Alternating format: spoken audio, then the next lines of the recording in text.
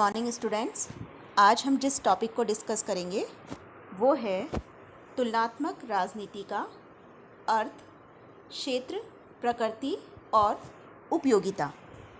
आज इस वीडियो में हम तुलनात्मक राजनीति का अर्थ और तुलनात्मक राजनीति का क्षेत्र डिस्कस करेंगे।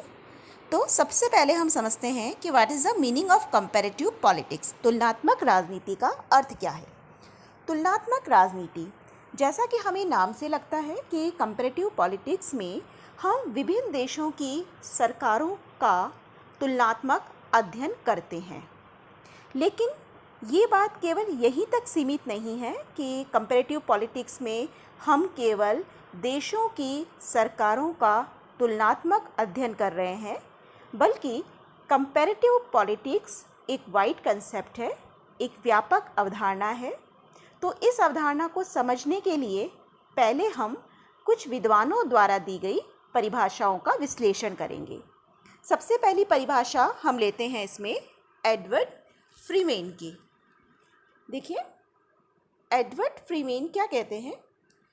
एडवर्ड ए फ्रीमेन कहते हैं, हम इस डेफिनेशंस को एक बार हम रीड करेंगे और हम इसको समझने का प्रयास करते हैं।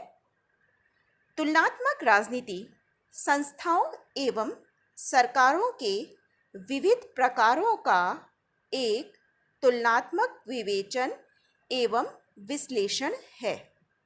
अर्थात तुलनात्मक राजनीति में केवल सरकारों के विभिन्न रूपों का ही तुलनात्मक अध्ययन शामिल नहीं होता, बल्कि विविध राजनीतिक प्रक्रियाओं, उनसे संबद्ध राजनीतिक एवं गैर राजकीय संस्थाओं का भी तुलनात्मक अध्ययन सम्मिलित होता है।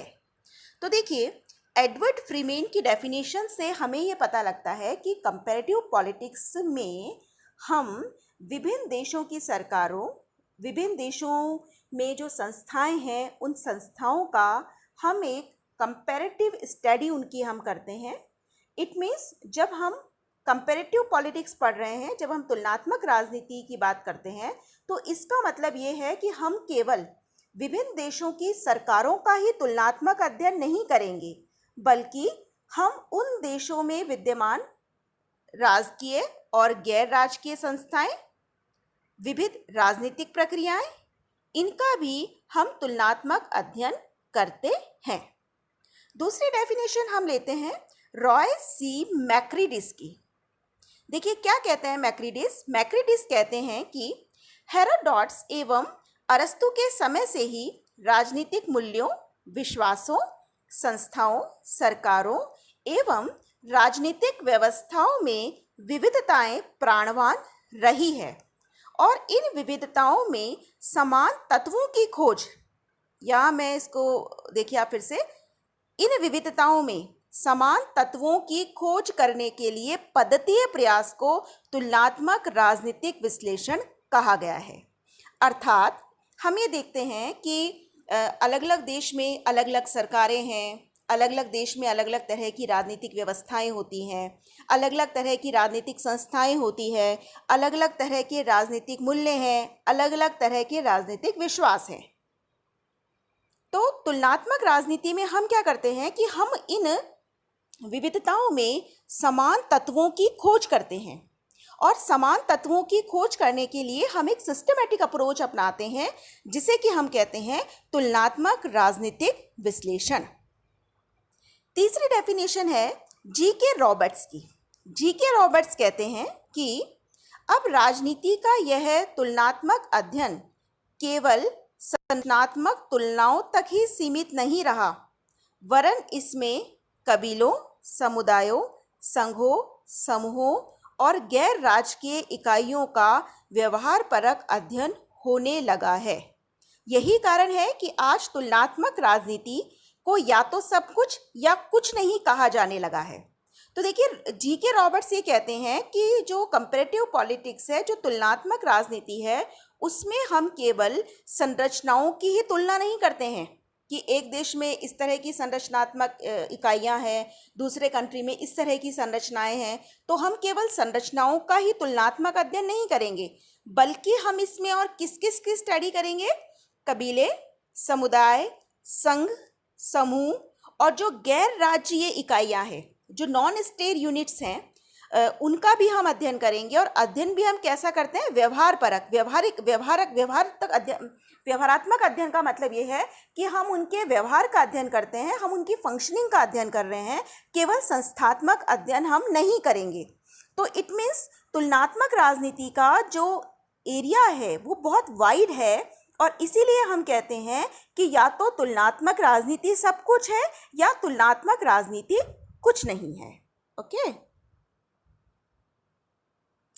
तो देखिए हमने इन डेफिनेशंस की स्टडी करी, इनको हमने रीड किया। तो अब हम क्या कह सकते हैं कि व्हाट इज कंपैरेटिव पॉलिटिक्स? तुलनात्मक राजनीति का संबंध राजनीतिक व्यवहार की संपूर्णता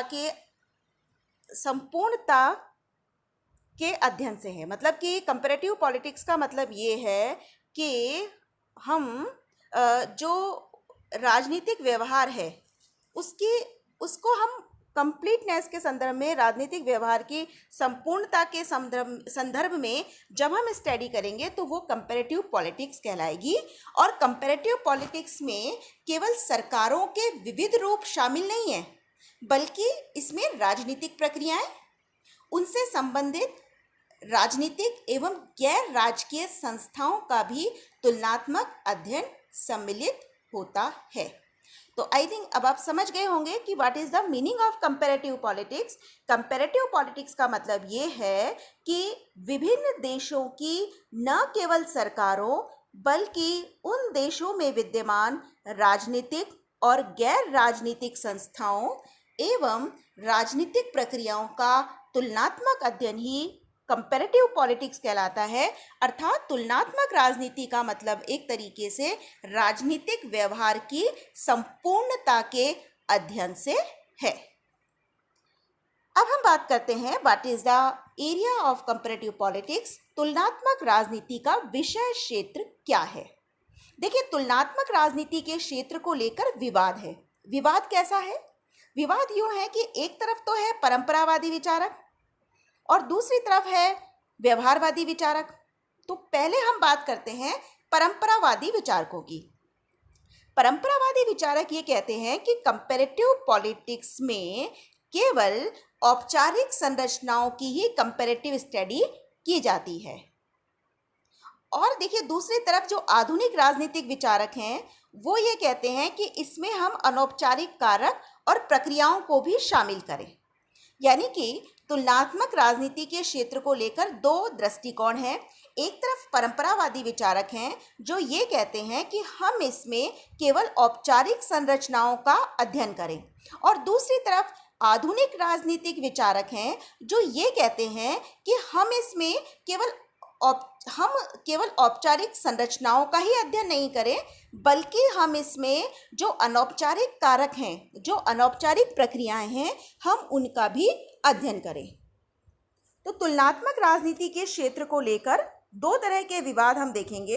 पहला है सीमा संबंधी विवाद। सीमा संबंधी विवाद का मीनिंग क्या है? इसका मीनिंग ये है कि तुलना से संबंधित राजनीतिक क्रियाकलापों का क्या अर्थ हो। एक तरफ कानूनी दृष्टिकोण है, तो कानूनी दृष्टिकोण ये कहता है कि तुलनात्मक राजनीति में केवल उसी राजनीतिक व्यवहार की तुलना होनी चाहिए जो संविधान में कानून द्वारा स्थापित राजनीतिक संस्थाओं से संबंधित है।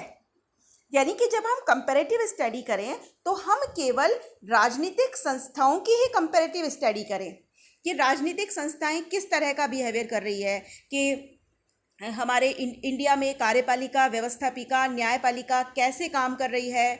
या अगर हमें अमेरिका के साथ कंपैरेटिव स्टडी करनी है तो हम देखेंगे कि अमेरिका में ये संस्थाएं किस तरीके से काम कर रही हैं। तो संविधान में कानून द्वारा जो राजनीतिक संस्थाएं बनाई गई हैं, हमें केवल उनके ही व्यवहार की तुलना करनी है। दूसरा है व्यवहारवादी दृष्टिकोण। व्यवहारवादी दृष्टिकोण ये कहता है कि जो राजकीय संस्थाएं हैं उनके साथ साथ हम जो गैर राजनीतिक संस्थाएं हैं और उनके व्यवहार का भी अध्ययन करें। यानी कि जो NGOs हैं या जो प्रेशर्स ग्रुप हैं, जो हित समूह हैं या पॉलिटिक्स को इफेक्ट करने वाले जो भी समुदाय हैं, जो भी संघ है, जैसे इंडिया की अगर हम बात करें तो जाति कोई एक औपचारिक संस्था नहीं है, एक अनौपचारिक संस्था होते हुए भी जाति भी पॉलिटिक्स को इफेक्ट करती है हमारे यहाँ। तो हम केवल राजकीय संस्थाओं का अध्ययन नहीं करेंगे, हम गैर राजकीय संस्थाओं का अध्ययन करेंगे, उनके बिहेवियर का अध्ययन करेंगे। दूसरा जो विवाद है वो है मानकों व व्यवहार के संबंधों का विवाद। देखिए, इसका मतलब क्या है? इसका मतलब ये है कि तुलनात्मक राजनीति में यह भी देखा जाना चाहिए कि यह भी देखना चाहिए हमें कि राजनीतिक व्यवहार मानकों के अनुकूल है या प्रतिकूल। राजनीतिक व्यवहार मानकों के अनुकूल रहे तो तुलना करना सरल है, परंतु व्यवहार में ऐसा नहीं होता। इसका अभिप्राय क्या है? इसका अभिप्राय ये है कि जैसे सपोज कीजिए, जैसे हम बात करें, जैसे हम ब्रिटेन को लेते हैं। हम ये कहते हैं कि ब्रिटेन में राजतंत्र है, ठीक है। अब हम मान लीजिए हम ये कहें ब्रिटेन में राजतंत्र है, नेपाल में भी पहले राजतंत्र था। अब हम मान लीजिए दोनों की कंपैरेटिव स्टडी कर रहे हैं, लेकिन अगर हम दोनों की कंपैरेटिव स्टडी करेंगे तो हम देखेंगे कि ब्रिटेन में कहने के लिए तो वहाँ पर राजतंत्र है, लेकिन व्यवहार में वहाँ लोकतंत्र है। यानी कि जो राजनीतिक व्यवहार है, वो जो मानक हैं, कि जो स्थापित मानक हैं, उसके अकॉर्डिंग वहाँ नहीं है। तो अगर राजनीतिक व्यवहार जो है वो मानकों के ही अनुकूल हो तो कंपैरेटिव स्टडी करना आसान हो जाता है, लेकिन अगर मानकों के अनुकूल नहीं हो तो कंपैरेटिव स्टडी करना कठिन होता है। ओके, तो ये हमने विवादों की बात की कि कंपैरेटिव पॉलिटिक्स के एरियाज़ को लेकर क्या विवाद है और विवाद क्यों है। अब हम एक मोटे रूप से देख लेते हैं कि अगर हम तुलनात्मक राजनीति का क्षेत्र बनाना चाहें तो उसमें हम किन किन चीज़ों को सम्मिलित करेंगे। सबसे पहला है आनुभविक अध्ययन पर बल। कंपैरेटिव पॉलिटिक्स में हम अनुभविक अध्ययन पर बल देते हैं। दूसरा है औपचारिक संरचनाओं के बजाय अवसंरचनाओं के अध्ययन पर बल।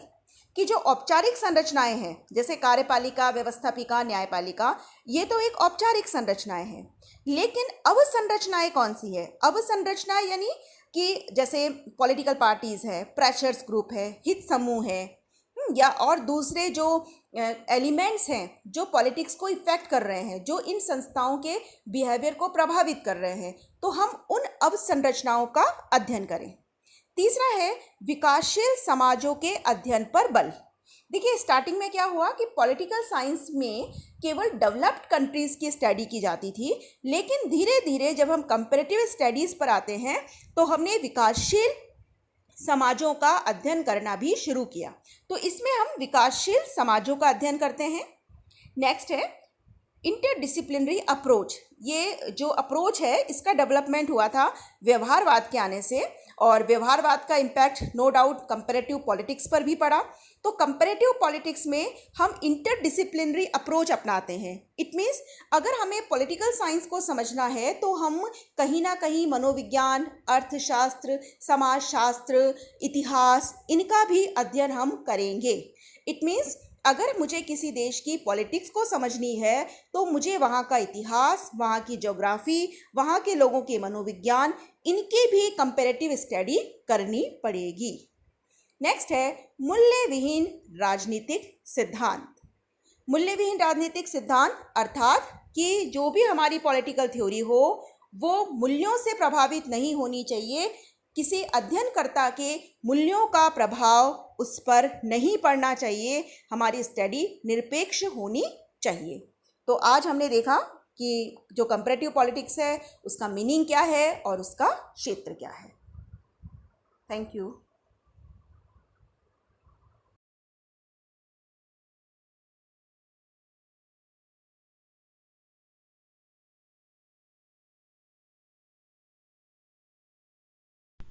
हेलो फ्रेंड्स, मेरा नाम शिखा कुमारी है और आज